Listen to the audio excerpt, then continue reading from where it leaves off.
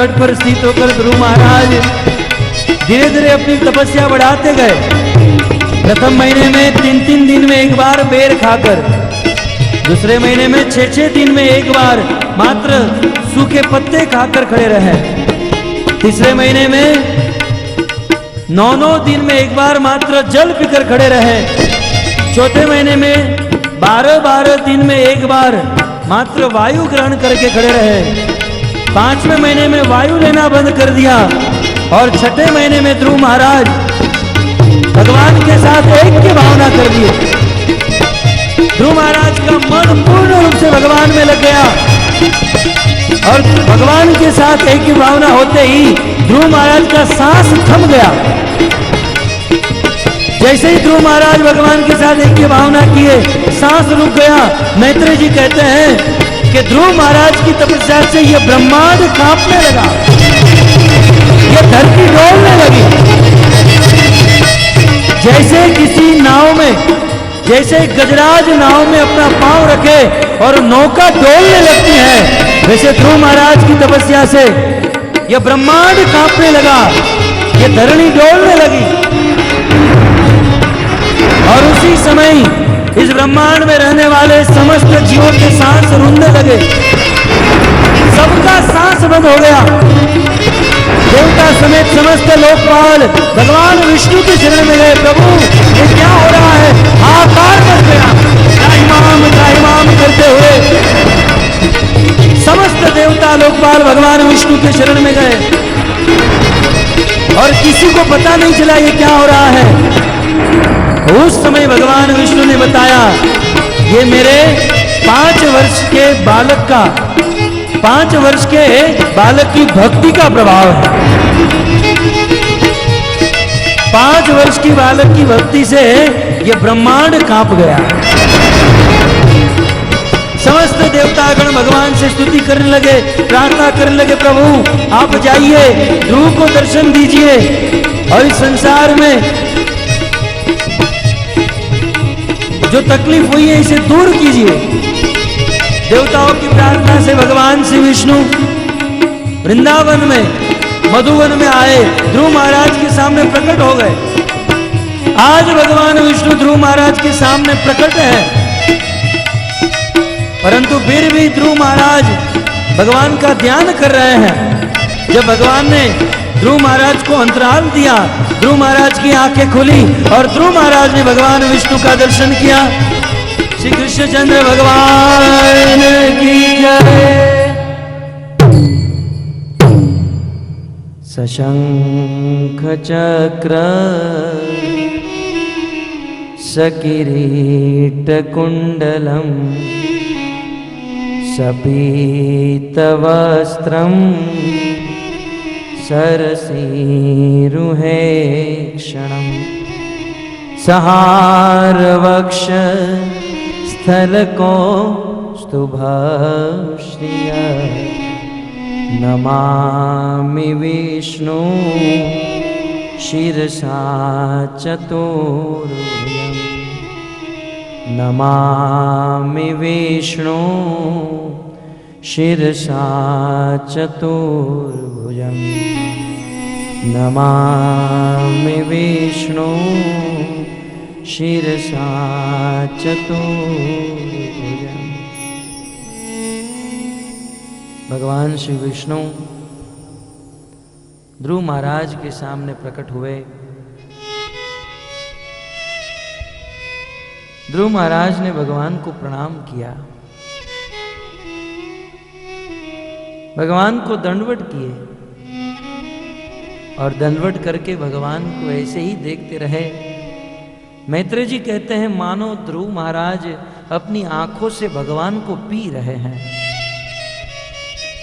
अपनी एक दृष्टि से भगवान को देखते रहे, मानो अपनी आंखों के माध्यम से भगवान को अंतराल में अंदर बसा लिया।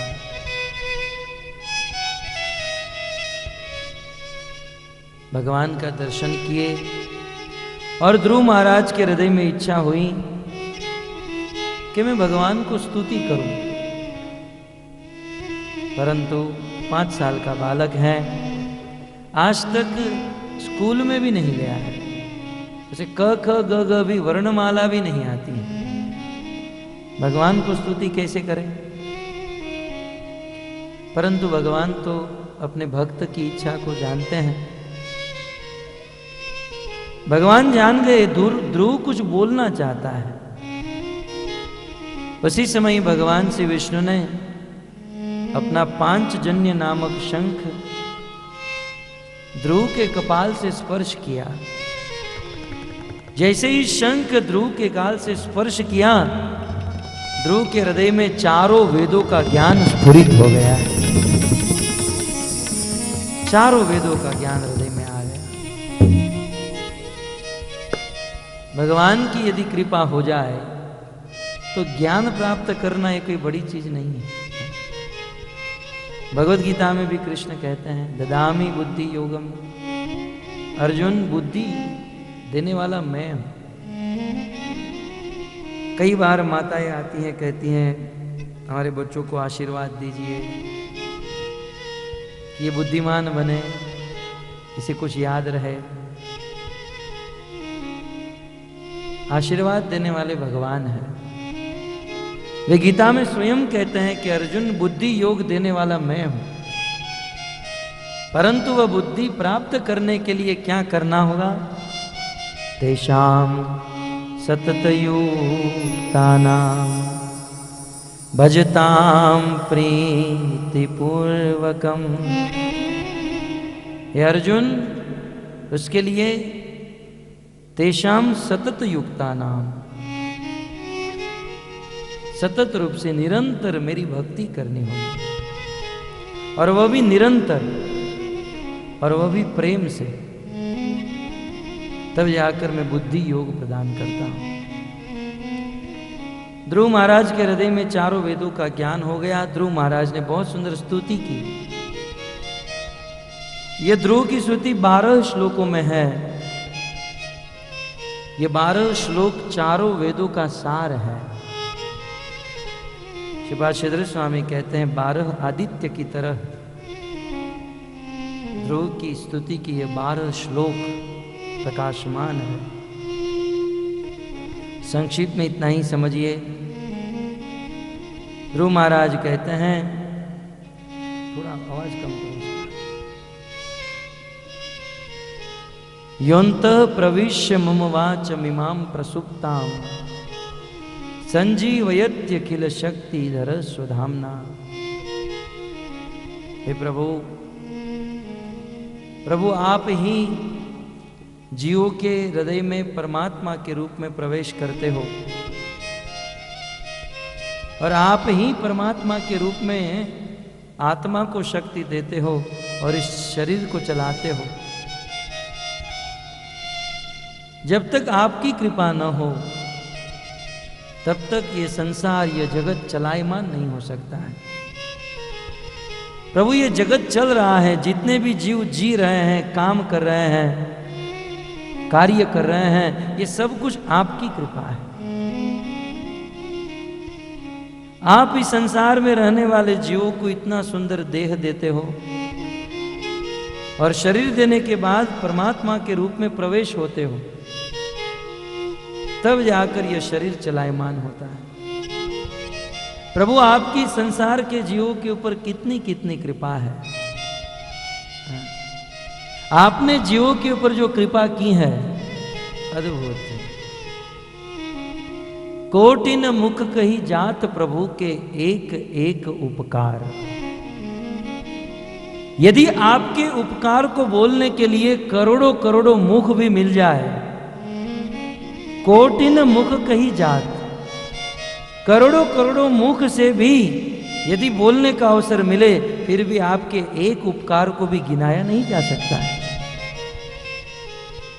इतने आपके उपकार। और प्रभु, संसार में रहने वाला मनुष्य यदि एक बार भी आपके उपकार के ऊपर दृष्टि करे, फिर भी वो आपकी शरण में आ जाएगा। परंतु हाय रे दुर्भाग्य संसार के जीवों का, कि आपने जो उपकार किया है उस उपकार का बदला भी नहीं देते हैं। आपने जो कृपा की है उस कृपा को यदि कोई समझ जाए, तब तो ठीक है, परंतु संसार के लोग आपकी कृपा को नहीं समझते हैं और इसलिए कृतज्ञ बने हुए हैं। वक्त तो विचार कीजिए, ध्रुव महाराज के इन शब्दों के ऊपर विचार करने लायक। भगवान ने हमें क्या नहीं दिया।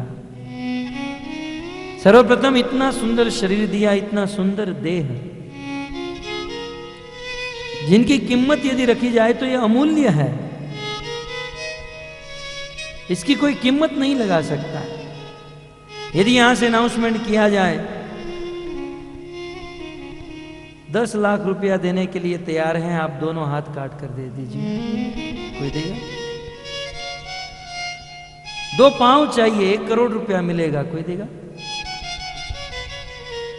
एक मस्तक चाहिए, 10 करोड़ देने के लिए तैयार है, कोई देगा? इसका अर्थ यही हुआ ना कि हमारे मस्तक की कीमत 10 करोड़ की है, हमारे हाथों की कीमत करोड़ों से भी ज्यादा है। इस प्रकार से मूल्य लगाया जाए तो यह शरीर अमूल्य है, अमूल्य है। ऐसा अमूल्य शरीर भगवान ने हमें दिया। इतना ही नहीं, यह शरीर चलाने के लिए भगवान ने हवा, पानी, प्रकाश, ये सब की व्यवस्था कर दी। कितनी कृपा है। आप भगवान की कृपा तो देखिए। बताइए, भगवान ने प्रकाश न दिया होता, ये सूर्य जो आकाश में खड़ा है ना, ये कृष्ण की कृपा से खड़ा है। भगवान कपिल देव कहते हैं, मद भयाति वाति वातो यम सूर्य तपति मद भयात वर्षत इंद्र दयत अग्नि मृत्युश्चरति मद भयात। ये सूर्य, चंद्र, तारे, नक्षत्र, ये जितने भी प्रकृति में जितने दिख रहे हैं, ये सब मेरे इशारे से काम करते हैं। भगवत गीता में भी कृष्ण ने कह दिया, मया दक्षेण प्रकृति सूयते सचराचरम हेतु नाने ये कौनते ये जगत भी परिवर्तते। ये अर्जुन, ये प्रकृति जो है मेरे आंखों के इशारे से काम करती है, अर्थात ये प्रकृति ही मेरे कंट्रोल में है, मैं ही प्रकृति का स्वामी हूं। ये सूर्य, चंद्र, तारे चलाने वाले भगवान हैं। और कृष्ण ने भगवत गीता में कहा नहीं, करके दिखा दिया। कहने को तो सब लोग बोल सकते हैं, हाँ ये सूर्य मेरे इशारे से चलता है। भगवान ने भगवत गीता में कहा और उस कुरुक्षेत्र की भूमि में करके दिखा दिया। आप जानते हैं कि जब जयद्रथ आदि दुर्योधन की सेनाओं में से कुछ लोगों ने मिलकर अभिमन्यु को बड़ा छल कपट करके मारा था, और यहां अर्जुन को जब पता चला कि अभिमन्यु की मृत्यु हो गई और जयद्रथ ने छल कपट करके मारा है, अर्जुन ने प्रतिज्ञा ले ली, कल संध्या तक मैं कैसे भी करके जयद्रथ का वध कर दूंगा, और यदि मैं जयद्रथ को नहीं मार पाया, मेरे पुत्र अभिमन्यु के हत्यारे को यदि कल संध्या तक नहीं मार पाया, तो मैं अर्जुन स्वयं आत्महत्या करके मर जाऊंगा। उस समय ये बात जयद्रथ को पता चली कि अर्जुन कल मुझे मारने वाला है। जयद्रथ ने उस दिन युद्ध में भाग ही नहीं लिया। अर्जुन ने बहुत खोजा, बहुत खोजा, जयद्रथ तो कहीं दूर जाकर छिप गया। कुछ लोग कहते हैं पाताल में जाकर छिप गया, जो भी हो, जयद्रथ छिप गया। बहुत ढूंढा और ढूंढते ढूंढते संध्या हो गई, और अर्जुन, अब संध्या हो गई, शत्रु नहीं मिला, अर्जुन स्वयं आत्महत्या करने के लिए तैयार हुए, और हाहाकार मच गया। अर्जुन आत्महत्या कर रहा है। जयद्रथ को पता चला अर्जुन आत्महत्या कर रहा है। जयद्रथ ने सोचा कि दुश्मन की मृत्यु तो आंखों से देखनी चाहिए, यही तो सबसे बड़ा सौभाग्य है। जहां छिपा था वहां से बाहर निकला, और अर्जुन जहां आत्महत्या करने जा रहा था, जयद्रथ वहां आकर जोर जोर से हंसने लगा, ठठाकर हंसने लगा, क्योंकि संध्या के पहले वे ढूंढ नहीं पाया और अर्जुन आत्महत्या करने जा रहा है। जैसे ही अर्जुन आत्महत्या करने जा रहे थे, जयद्रथ जोर जोर से हंस रहे थे। उसी समय आश्चर्यमयी घटना घटी भक्तों। जो संध्या का समय हो चुका था, धीरे धीरे करके संध्या चली गई और दोपहर का समय हो गया। सब लोग आश्चर्यचकित हो गए, ये क्या हो रहा है, क्या हो रहा है, क्या? अर्जुन भी देखने लगा। अर्जुन की दृष्टि कृष्ण के सामने गई। कृष्ण ने कहा, ये मैंने किया है। तो ये थोड़ी देर पहले नहीं सुनाया था, मया दक्षिण प्रकृति है? अर्जुन, मैंने सूर्य को इशारा किया था, सूर्य मेरे आंखों के इशारे से चलता है। मैंने सूर्य को इशारा किया था, कुछ समय के लिए अस्त हुआ, वास्तव में संध्या नहीं हुई। घड़ी में देख लो, दोपहर के 2 बजे हैं, दोपहर का समय है। दुश्मन तुम्हारे सामने, अर्जुन गांडीव उठाओ और जयद्रथ का वध करो। और इसी समय अर्जुन ने जयद्रथ का वध कर दिया। कहने का तात्पर्य यह है कि ये सूर्य भगवान के इशारे से चलता है। और यहां ध्रुव महाराज कहते हैं कि भगवान की जीवों पर कितनी कृपा है, इतना अमूल्य शरीर प्रदान किया, शरीर को चलाने के लिए सूर्य प्रदान किया, जो रोज सुबह आकाश में उदित होता है और हजारों हजारों लोगों को, लाखों लोगों को सुखी करता है। बच्चे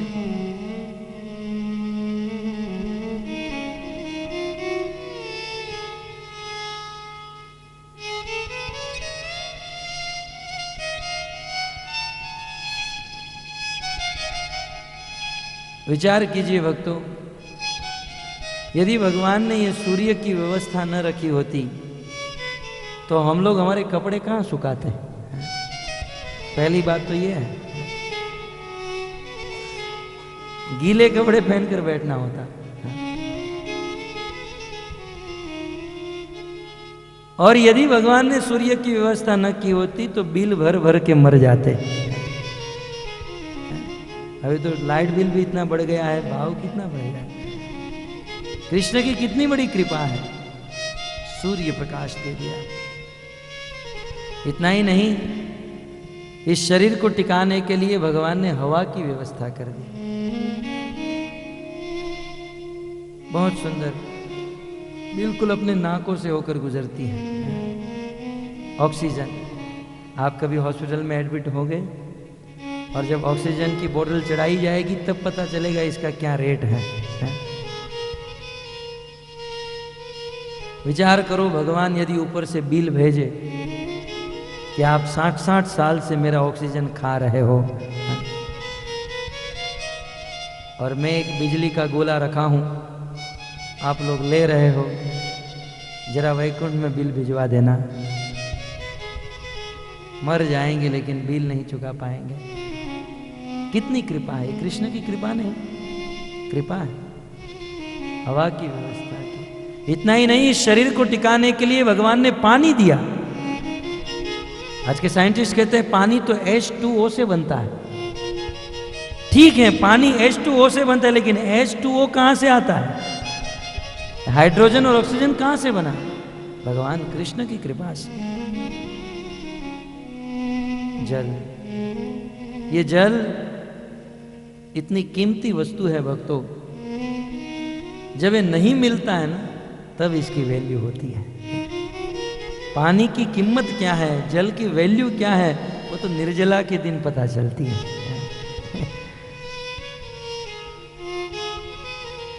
पानी न हो तो आदमी का क्या हो जाए। भगवान ने कितने विपुल मात्रा में जल दिया। ध्रुव महाराज कहते हैं शरीर दिया, शरीर को चलाने के लिए हवा, पानी, प्रकाश दिया। संसार में कुछ लोग को अभिमान होता है, अहंकार होता है, नहीं, भगवान ने क्या दिया? हम हमारी मेहनत से, हमारी शक्ति से काम करते हैं, हम हमारी बुद्धि से ऑफिस चलाते हैं। भक्तों, इतना कुछ देने के बाद भी बुद्धि देने वाले भी भगवान हैं सबको। गीता में कृष्ण कहते हैं भूमि राप नलो वायु खम मनो बुद्धि एवच अहंकार इति यम में भिन्ना प्रकृति अष्टदा। अर्जुन, ये 8 प्रकार की प्रकृति शक्ति मेरी है, उनमें से एक है बुद्धि। भगवान बुद्धि देते हैं और उस बुद्धि के बलबूते हम कुछ कमाते हैं। अब जिसको बहुत अहंकार है, भगवान कभी उनके हृदय में बैठकर बुद्धि का फ्यूज बंद कर देंगे ना, तब पता चलेगा। कुछ लोगों की बुद्धि का फ्यूज उड़ जाता है, रास्ते पर घूमते रहते हैं पागलों की तरह। भगवान देते हैं। बताइए क्या नहीं देते हैं? जीवन जीने के लिए भोजन देते हैं, पानी देते हैं। आप विचार कीजिए, भगवान ने हमको कितना दिया। पहनने के लिए वस्त्र दिया, खाने के लिए भोजन, परंतु फिर भी ध्रुव महाराज कहते हैं इतना इतना देने के बाद भी संसार के लोग कृतज्ञ नहीं है, कृतज्ञ है। और भगवान ने इतना इतना दिया, फिर भी जो भगवान के प्रति कृतज्ञ नहीं होते हैं उनकी नरक में भी जगह नहीं है।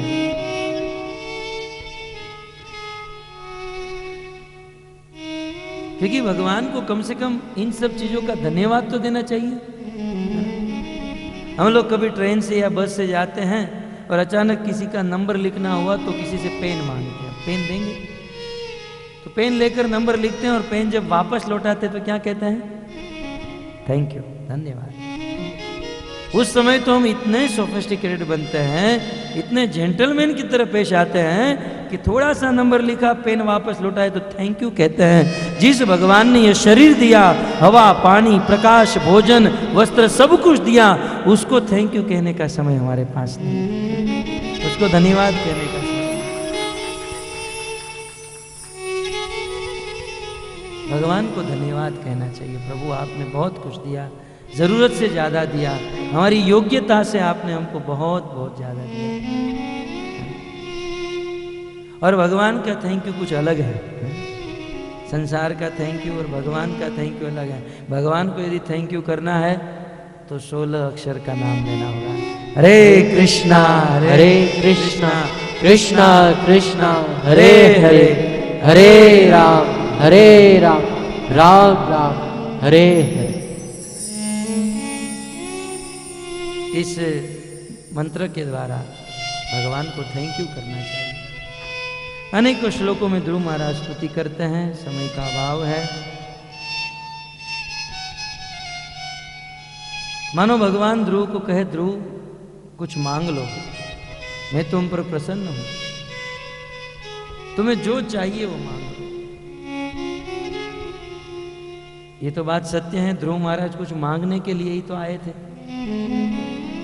परंतु भगवान जब ध्रुव को कह रहे हैं कि ध्रुव कुछ मांगो, तब ध्रुव भगवान से कुछ नहीं मांगते हैं। भगवान बार बार पूछ रहे हैं, हरि भक्ति सुहोदय से ध्रुव महाराज के भाव में कहते हैं, स्थानाभिलाषी तपसी स्थितो हम त्वं प्राप्तवान् देवमुनीन्द्र गुह्यम् काचं विचिन्वन् अपि दिव्यरत्नं स्वामिन् कृतार्थो स्मिवरं न याञ्चे। भगवान ने कहा, ध्रुव कुछ मांगो। तब ध्रुव कहते हैं, प्रभु मुझे कुछ नहीं चाहिए। यद्यपि मैं घर से निकला था राज्य की खोज में, स्थानाभिलाषी तपसी स्थितो हम, स्थान को प्राप्त करने के लिए। आज तो लोग प्लॉट चाहते हैं, यहाँ प्लॉट मिल जाए, यहाँ जगह मिल जाए, यहाँ जगह मिल जाए। इस पृथ्वी में इतने प्लॉट हो गए और इतने बिक गए, सारे प्लॉट बिक गए। अब मंगल पर प्लॉटिंग हो रहे हैं, ये मंगल ग्रह पर। तो स्थान सब लोग चाहते हैं। ध्रुव महाराज ने कहा कि मैं स्थान के अभिलाषा से घर से निकला था कि मुझे ये राज्य मिल जाए, और ब्रह्मा जी से भी बड़ा राज्य चाहिए था। स्थानाभिलाषी तपसी स्थितो हम, उस स्थान की अभिलाषा से मैं तपस्या में खड़ा रहा। और प्रभु मैं ये भी जानता हूं कि यदि मैं आपसे मांगू तो आप तुरंत मुझे दे भी दोगे, आप देने में समर्थ हो, बड़े बड़े लोगों को आप देते हो। परंतु प्रभु सत्य कहूं तो आज आपसे मुझे कुछ मांगने की इच्छा नहीं हो रही। यद्यपि मैं यहां पर आया था राज्य की खोज में, लेकिन यहां आकर मेरी सारी इच्छा नष्ट हो गई। अब मुझे वह राज्य तुच्छ लग रहा है। वैसे ही मानो मैं घर से निकला था टूटे हुए शीशे के टुकड़े की खोज में। मैं घर से निकला था शीशे के टुकड़े की खोज में, लेकिन यहां आकर जब आपका दर्शन मिला, जब आपका दर्शन किया तो मुझे हीरा मिल गया। प्रभु, जिसे हीरा मिलता है वह शीशे का टुकड़ा नहीं मांगता है। आपकी भक्ति रूपी, आपका दर्शन रूपी मुझे हीरा मिल गया। प्रभु, जिसे हीरा मिलता है क्या वह कांच का टुकड़ा मांगता है? नहीं चाहिए। भगवान ने कहा, ध्रुव कुछ तो मांग लो, कुछ मांगो, कुछ मांगो। ध्रुव ने कहा, नहीं चाहिए प्रभु। भगवान ने कहा, एक काम करो, स्वर्ग मांग लो। स्वर्ग में जाना चाहते हो? ध्रुव ने कहा, नहीं प्रभु। प्रभु, उस स्वर्ग में जाकर क्या लाभ है? जिस स्वर्ग में सुख तो है, तेतम भूतवा स्वर्गलोकम विशालम, मात्रा की दृष्टि से भी विशाल है और सुख की दृष्टि से भी विशाल है, परंतु एक ना एक दिन उस स्वर्ग से आखिर यहां गिरना होता है। जब भगवान ने बार बार कहा तो ध्रुव महाराज ने कहा, प्रभु देना है तो एक काम करो, भक्तिम मुहु प्रवहताम त्वयि में प्रसंगो भूयाद अनंत महताम ममलाशयानाम। प्रभु, आपको देना है तो आप अपने भक्तों का संग दीजिए, आप आशीर्वाद दीजिए कि मैं आपके भक्तों के बीच में बैठकर आपकी कथा सुनता रहूं। देखिए, ये ध्रुव महाराज भगवान से मांग रहे हैं कि आपके भक्तों के बीच में बैठकर आपकी कथा सुनता रहूं, ऐसा आशीर्वाद दीजिए। भगवान ने कहा, ध्रुव तुम जानते नहीं, ये संसार में बहुत दुख है, क्लेश है, कष्ट है, आसित उलबणम। तुम और कुछ मांगो इस संसार में, इस संसार के दुखों से निवृत्ति मांगो। ध्रुव ने कहा, नहीं नहीं प्रभु, मुझे वो नहीं चाहिए, बस सत्संग दे दीजिए और सत्संग के द्वारा आपकी कथा दे दीजिए, इसके अलावा और कुछ नहीं चाहिए। क्यों? क्योंकि प्रभु आपकी कथा में इतना रस है, क्या बताऊं, आपकी कथा में मादकता है, एक नशा है। जब आपकी कथा सुनते हैं तब नशा चढ़ जाता है। ध्रुव महाराज कहते हैं, भक्त, नशा तो शराब का भी होता है। इस संसार में कुछ लोग शराब का नशा करते हैं। एक बार हमारे पास एक व्यक्ति आए, कहा कि हम शराब की फैक्ट्री में काम करते हैं, बहुत बड़ी कंपनी मैकडॉवेल में। बोले बताओ तो, शराब के विषय में जरा मुझे बताओ, क्योंकि हमने जीवन में कभी शराब नहीं पी, कोई अनुभव नहीं था। बोले प्रभु जी, 5 रुपए से लेकर 5 लाख तक की बोतल मिलती है। तो मैंने कहा, उसमें अंतर क्या होता है 5 रुपए में और 5 लाख? प्रभु जी, शराब जितनी महंगी, नशा उतना ज्यादा होता है, और जो शराब पड़ी रहती है, एक्सपायर डेट उसकी हो जाती है, तब वो ब्लैक में बिकती है। क्यों? क्योंकि उसमें ज्यादा नशा होता है। इस संसार में लोग शराब का नशा करते हैं, क्यों? क्योंकि चारों ओरों से प्रॉब्लम। घर पे जाओ तो पत्नी का प्रॉब्लम, बच्चों का प्रॉब्लम, ऑफिस का प्रॉब्लम, प्रॉब्लम ही प्रॉब्लम। जब आदमी को चारों ओरों से दुख घेर लेता है तब शराब पी लेता है, और जब शराब का नशा चढ़ता है तो सारा दुख भूल जाता है। और कहीं गटर के पास लेटा हुआ है तो सोचता है कि मैं बस पूरे भारत का राजा हूं।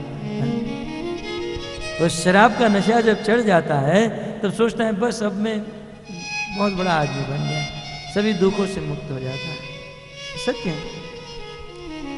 लेकिन भक्तों, जब आदमी शराब का नशा करता है, शराब पीता है, तो शराब का नशा कितने देर तक रहता है?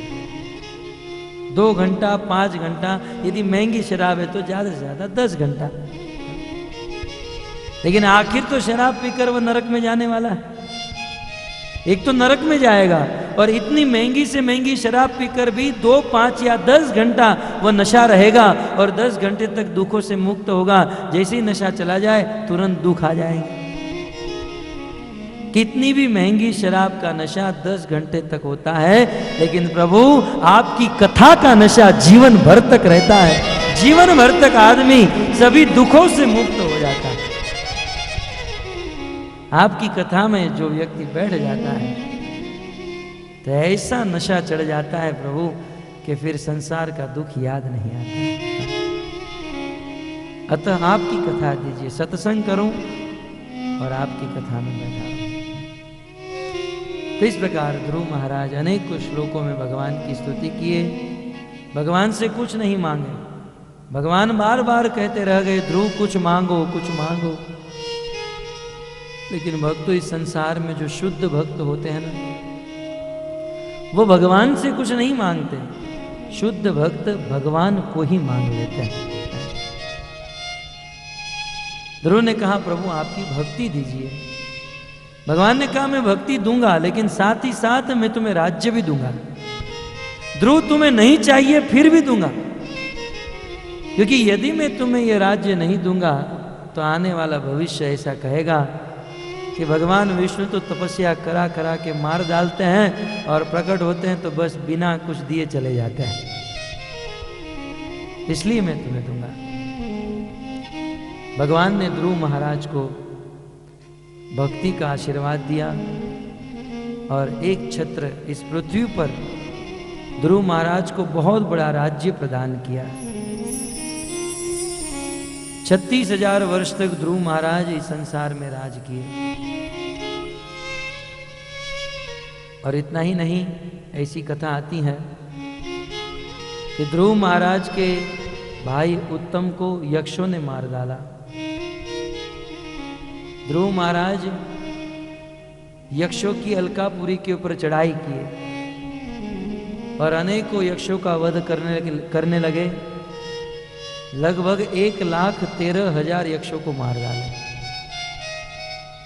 और उस समय मनु महाराज वहां पर आए, कहा, ध्रुव हमारा जन्म प्रजा की उत्पत्ति करने के लिए हुआ है, प्रजा का विनाश करने के लिए नहीं हुआ। मनु महाराज के कहने पर ध्रुव महाराज शांत हुए। परंतु भक्तों, ध्रुव महाराज के अंतिम समय में भगवान की कृपा से भगवान के पार्षद दिव्य विमान लेकर ध्रुव महाराज के पास आए, क्योंकि भगवान ने ध्रुव महाराज को दे दिया था। ध्रुव महाराज की इच्छा थी ना कि ब्रह्मा से भी बड़ा राज्य मिले। भगवान ने ध्रुव महाराज को ध्रुव लोक प्रदान कर दिया। बोले, ध्रुव मैं तुम्हें छोटा मोटा राज्य नहीं, एक पूरा लोक ही तुम्हारे नाम पर कर देता हूं। मृत्यु के बाद तुम उस लोक को प्राप्त करोगे। अंतिम समय में भगवान के पार्षद शंख चक्र गदा पद्म पीतांबर धारण करके दिव्य विमान पर सवार होकर आए। ध्रुव महाराज को उस ध्रुव लोक में ले जाने के लिए। ऐसा कहा जाता है, ध्रुव महाराज उस विमान में बैठने गए। विमान थोड़ा सा ऊपर था, पृथ्वी से ऊपर था, और उस समय साक्षात मृत्यु देवता वहां पर प्रकट हुए।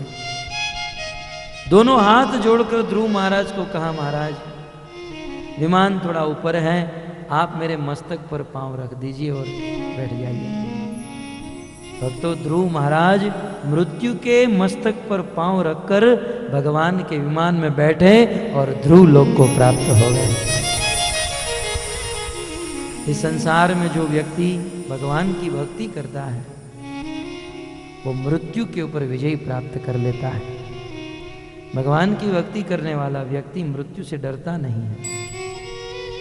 तो इस प्रकार ध्रुव महाराज जा रहे हैं भगवान के धाम में, विमान में सवार हैं, आरूढ़ हैं। परंतु ध्रुव महाराज ने भगवान के पार्षदों को कहा, रुको रुको रुको, विमान को जरा रुकाओ। भगवान के धाम का अधिकारी मैं नहीं, मेरे से पहले मेरी माँ है, क्योंकि आज मैं जो कुछ भी हूं मेरी माँ के कारण हूं। माँ का संस्कार आज मुझे भक्ति में लगाया है। सर्वप्रथम मेरी माँ सुनीति को भगवान के धाम में भेजो, फिर मुझे भेजो। तब भगवान के पार्षदों ने दिखाया, देखो ध्रुव, तुमसे पहले तुम्हारी माँ भगवान के धाम में जा रही है, तुम चिंता मत करो। भगवान नरसिंहदेव ने भी कहा कि जिस कुल में प्रहलाद तुम्हारे जैसे भक्त का जन्म होता है, उस कुल की 21 पीढ़ी मेरे धाम को प्राप्त करती है। कुलम पवित्र जननी कृतार्था। ऐसे भक्त पूरे कुल को पवित्र कर देते हैं, जन्म देने वाली माँ को कृतार्थ कर देते हैं। तो इस प्रकार ध्रुव महाराज उच्च लोक को प्राप्त हुए। ध्रुव महाराज के पुत्र हुए वत्सर और उत्कल। वत्सर का विवाह स्ववृत्ति के साथ हुआ, जिसके 6 पुत्र हुए। उनमें से एक थे पुष्णार्थ, पुष्पार्ण। पुष्पार्ण की 2 पत्नी थी, प्रभा और दोषा, और उस दोषा से वृष्ट की प्राप्ति हुई। वृष्ट के पुत्र हुए सर्व तेजस। सर्व तेजस के पुत्र हुए चक्षु। चक्षु के पुत्र हुए मनु। मनु के पुत्र हुए उत्लभुक। उत्लभुक के पुत्र हुए अंग, राजा अंग। ध्रुव महाराज की परंपरा में राजा अंग का जन्म हुआ। राजा अंग का विवाह मृत्यु की कन्या सुनीता के साथ हुआ। भगवान के बड़े भक्त थे, बहुत अच्छा राज्य कर रहे थे, परंतु राजा अंग का एक पुत्र हुआ जिसका नाम था वैण। बिल्कुल अपने नाना के स्वभाव के ऊपर था। वैण बहुत बड़ा अत्याचारी था, बहुत पाप करता था। राजा अंग की मृत्यु हो गई, अराजकता छा गई। तब उनके पुत्र वैण को राजा बनाया, और जब वैण को राजा बनाया तो उन्होंने अपनी प्रजा के ऊपर अनेकों प्रकार का अत्याचार किया। अनेकों अत्याचार करने लगा। साधुओं की साधना बंद कराई, ऋषि मुनियों के यज्ञ बंद कराए, और वैण बहुत पशुओं की हिंसा करने लगा, वध करने लगा। पूरी पृथ्वी पर आतंक छा गया। और भक्तों, वैण के अत्याचार से ये पृथ्वी इतनी भारी हो गई कि पृथ्वी ने अन्न देना ही बंद कर दिया। सब लोग बड़े कष्ट दुखी हुए, और जिन ऋषि मुनियों ने वैण को राजा बनाया था वही ऋषि मुनि आए, और ऋषि मुनियों ने मिलकर श्राप दिया और वैण को मार डाला। राजा वैण की मृत्यु हुई। अब क्या करें? अराजकता छा गई। और उसी समय कहते हैं ऋषि मुनियों ने राजा वैण के शरीर का मंथन किया। उस वैण के शरीर का मंथन करने से उनके शरीर से एक पुत्र और एक कन्या प्रकट हुई। राइट हैंड से, सीधे शरीर से महाराज पृथु का जन्म हुआ, और आधे अंग से अर्ची का जन्म हुआ। ये पृथु अन्य कोई नहीं, भगवान के शक्त्यावेश अवतार। बड़े गुणवान थे, सुशील थे, और बड़े होने पर राजा बने। महाराज पृथु ने देखा कि मेरे राज्य में सबके शरीर सूखे जा रहे हैं, अर्थात पृथ्वी जो है अन्न नहीं दे रही है। तब राजा पृथु ने पृथ्वी का पीछा किया। उस समय पृथ्वी गाय का रूप बनाकर भागी, और राजा पृथु ने उस गाय का रूप धारण की हुई पृथ्वी का दोहन किया। वैण के अत्याचार से पृथ्वी ने अपनी वनस्पति, औषधि, फल फूल को जो देना बंद कर दिया था, महाराज पृथु ने उन सब को पुनः प्रस्थापित किया। ऐसी कथा आती है, महाराज पृथु ने 99 अश्वमेघ यज्ञ किए, और अब 100वां अश्वमेघ यज्ञ कर रहे थे। भक्तों, ये अश्वमेघ यज्ञ बहुत कठिन है। जो व्यक्ति 100 अश्वमेघ यज्ञ कर लेता है वह स्वर्ग का राजा बन सकता है लीगली। तो यहां जब 99 अश्वमेघ यज्ञ हुआ, इंद्र का सिंहासन डोल गया।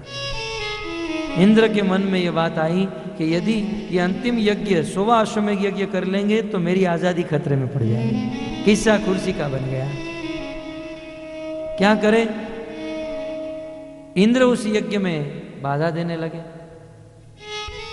और उसी समय पृथु महाराज को क्रोध होने लगा। यजमान ने कहा, महाराज आप क्रोध मत कीजिए, क्योंकि जब यज्ञ करते हैं, ध्यान करते हैं, तपस्या करते हैं, कितनी भी तपस्या करो, क्रोध हो जाए तो वह सारी तपस्या विफल हो जाती है।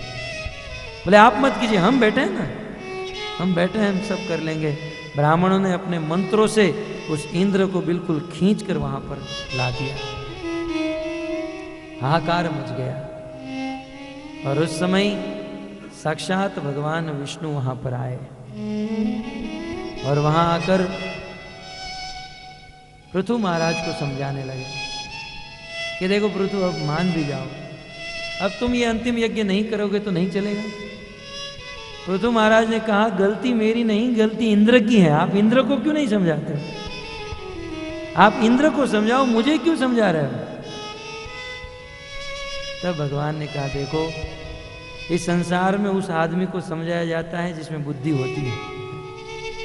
जो बस संसार के वस्तु में आसक्त है, जो अपनी कुर्सी में आसक्त है, उनको क्या समझाया जाए? तुम समझदार हो इसलिए मैं तुम्हें समझा रहा हूं। पृथु महाराज समझ गए, ठीक है प्रभु, जैसी आपकी इच्छा। जब पृथु महाराज मान गए तो भगवान प्रसन्न हुए। भगवान ने कहा, पृथु मांगो, तुम्हें क्या चाहिए? तुम्हें जो चाहिए वो मांग लो। पृथु महाराज ने भी यही कहा, प्रभु मुझे कुछ नहीं चाहिए। भगवान ने कहा, नहीं, मैं तुम्हारे कृत्य पर प्रसन्न हूं, जो चाहिए वो मांग लो। पृथु महाराज कहते हैं, न काम ये नाथ तदप्य हम क्वचित। प्रभु आपके चरणों की रज को छोड़कर मुझे और कुछ नहीं चाहिए। और प्रभु आपको यदि देना ही है तो मुझे 10,000 कान दीजिए। मन में प्रश्न हो सके, 10,000 कान टांगेंगे कहां? मानो भगवान 10,000 कान दे भी देंगे तो रखेंगे कहां? पृथु महाराज ने संख्या की बात नहीं की, मात्रा की बात की। 10,000 कान माने क्वांटिटी की बात नहीं हो रही है कि 1 2 3 4 5। पृथु महाराज ने कहा कि 10,000 कानों में जितनी शक्ति होती है उतनी शक्ति मुझे दे दीजिए। क्यों? प्रभु आपकी कथा सुनने में इतना आनंद है, इतना आनंद है कि आपकी कथा सुनते हुए ये 2 कान बहुत कम पड़ रहे हैं। आप मुझे 10,000 कान दे दीजिए, उन 10,000 कानों से आपकी कथा नित्य निरंतर सुनता रहूंगा और आनंद लेता रहूंगा। इस प्रकार पृथु महाराज का ये जीवन धन्य है। पृथु महाराज की लीला धन्य है। पृथु महाराज की परंपरा में पृथु महाराज का विवाह अर्ची के साथ हुआ। उससे 5 पुत्र हुए, धूम्रकेश, हरियक्ष, विजराताश्व, द्रविण और वृक। और उन्हीं की परंपरा में राजा प्राचीन बरही हुए। उनका विवाह शतद्रुति के साथ हुआ। राजा प्राचीन बरही को पुरंजन उपाख्यान सुनाया गया। भागवत का एक बहुत सुंदर विषय है पुरंजन उपाख्यान। और उसी राजा प्राचीन बरही के 10 पुत्र हुए, जिनका नाम था प्रचेता। 10 की बुद्धि, मन सब कुछ समान था। तो इस प्रकार भागवत में अनेकों कथाएं श्री मैत्रेय मुनि ने विदुर जी को सुनाई। विदुर जी का मन भगवान में लग गया। अब विदुर जी ने कहा, मैत्रेय जी आपका धन्यवाद, आपने बहुत सुंदर भागवत कथा रसपान कराया। विदुर जी मैत्रेय जी के चरणों में प्रणाम करते हैं, धन्यवाद करते हैं और बारंबार प्रणाम करते हुए विदुर जी वहाँ से विदा लेते हैं। विदुर जी वहाँ से निकल जाते हैं। भक्तों, इस प्रकार मैत्रेय और विदुर जी का संवाद यहाँ पर समाप्त हुआ और वेद व्यास जी यहीं पर भागवत का 4th स्कंद समाप्त करते हैं। इति श्रीमद् भागवते महापुराणे परमहंसायाम संहितायाम 4th स्कंद समाप्त। मैत्रेय विदु का संवाद समाप्त, भागवत का 4था स्कंद समाप्त और 5म दिन का दूसरा सत्र यहाँ पर समाप्त। तो भक्तों, सत्र अभी समाप्त नहीं हुआ, कुछ अनाउंसमेंट है जो सर्वज्ञ कृष्ण प्रभु करेंगे। श्रीमान श्रीमती रमेश भाई खन्ना जी, आप दिल्ली से पधारे हैं। परम सौभाग्य है, वृंदावन धाम में यहाँ कथा सुनने का लाभ ले रहे हैं। तो हम प्रभु जी भी आए हैं और इनकी धर्मपत्नी माता जी भी आए हैं। और ये श्रीमती शोभा अरोड़ा माता जी के समधी लगते हैं। इनके पुत्र तो सवेरे आए थे, उनकी पुत्र वधू भी सवेरे आई थी। तो हम इनका हार्दिक स्वागत करेंगे महामंत्र के द्वारा। हरे कृष्णा कृष्णा कृष्णा हरे हरे, हरे राम राम राम हरे हरे।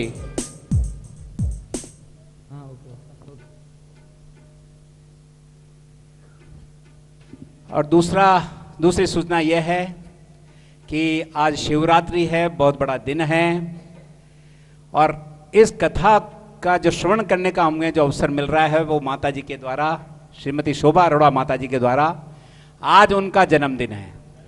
हरि बोल।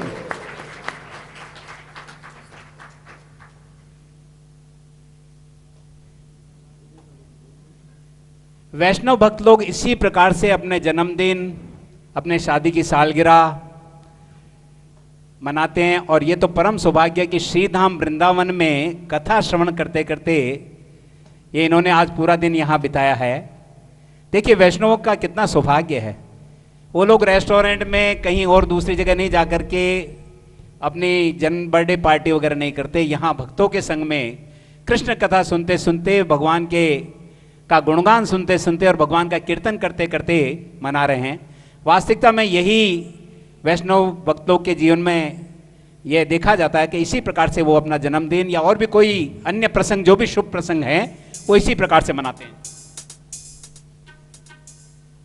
तो हम सब भक्त लोग आज उनको हरे कृष्ण महामंत्र के द्वारा प्रार्थना करते हैं, भगवान से प्रार्थना करते हैं कि वे इसी तरह से भगवान की परम सेवा में जुड़े रहें, भक्तों की सेवा करें, गौ माता की सेवा करें और अपना जीवन इसी प्रकार से सार्थक करने का अपना प्रयास करें। कथा सुनते रहें, कीर्तन करते रहें, जप करते रहें। तो हरे कृष्ण महामंत्र के द्वारा हम भगवान से प्रार्थना करेंगे। हरे कृष्णा कृष्णा कृष्णा हरे हरे, हरे राम राम राम हरे हरे। अब मैं माता जी को आमंत्रित करूंगा, माता जी कृपया यहां पधारें। और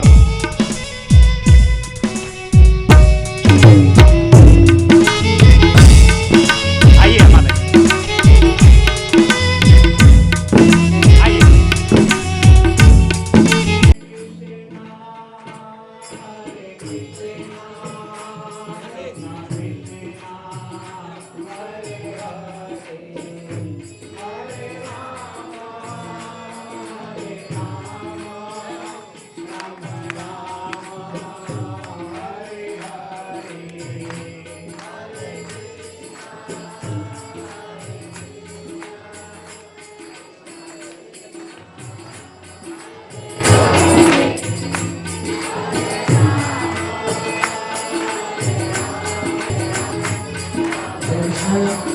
आपकी जानकारी के लिए पहले शोभा माता जी की आज 74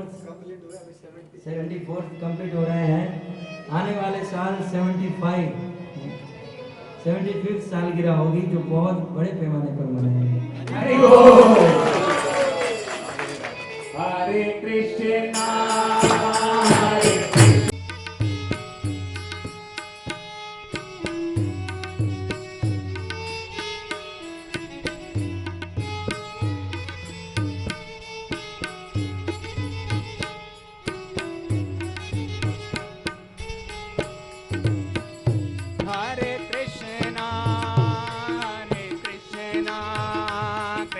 कृष्णा हरे हरे, हरे राम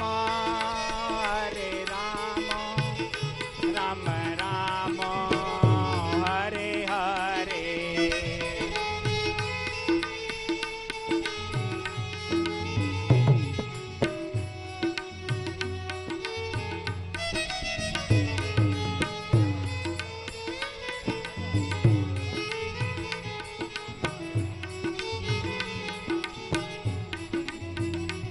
हरे कृष्णा कृष्णा कृष्णा हरे हरे, हरे राम राम राम हरे हरे।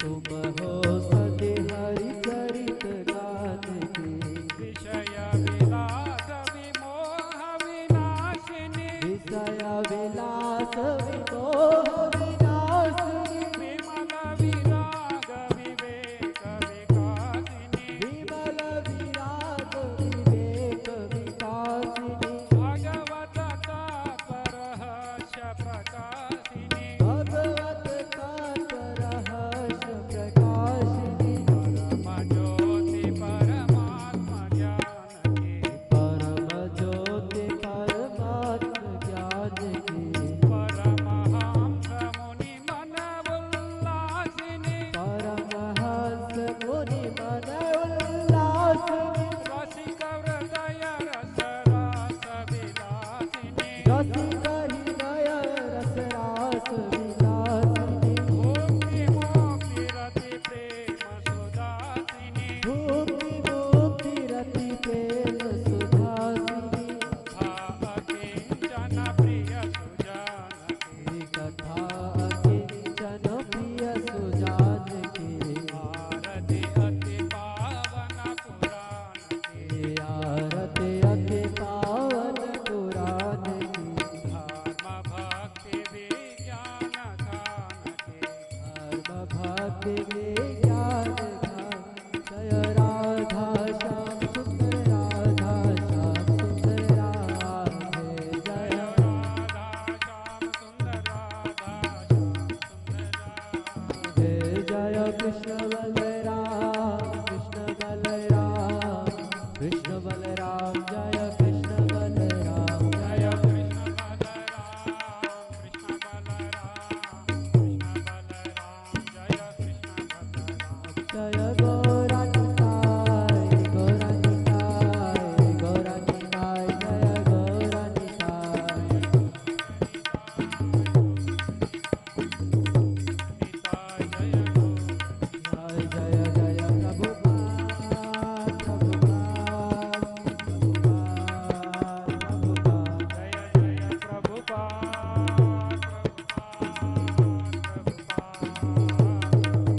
निताय गौर हरि बोल हरि बोल हरि बोल निताय गौर हाँ, बाद में अभी कथा तो 2 दिन की रही है, फिर बाद में आपको सत्संग लेना है, फिर सुनना है, तो उसके लिए जरूरी है कि आप साथ में अपना ग्रंथराज श्रीमद् भागवतम की जगत गुरु शील प्रभुपाद की तो अभी बोल हरि प्रेमानंदे प्रसादम प्रभु जी की कथा की स्नान करें, कृष्ण हॉल में पहुंचे। प्रभु जी ने अनेक स्थानों पर अलग अलग प्रसंगों पर कथा भागवत कथा सुनाई, श्रवण कराया है, तो वो आप चाहें तो